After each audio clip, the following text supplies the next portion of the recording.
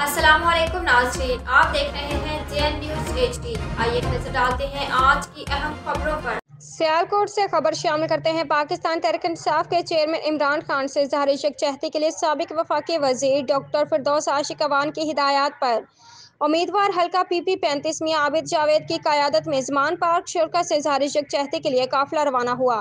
रवानगी से कबल मियां आबिद जावेद ने मीडिया से गुफ्तगू की। जानते हैं साजिद इकबाल घुमन की इस रिपोर्ट में।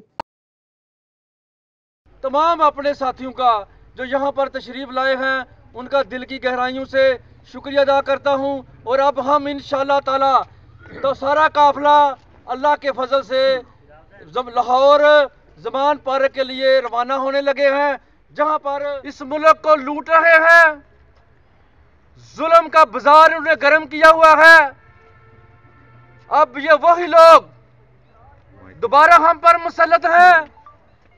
इन्होंने गरीब आदमी के मुंह से नवाला छीन लिया है। इलेक्शन जितनी जल्दी होंगे उतनी जल्दी इस मुल्क के हालात ठीक होंगे।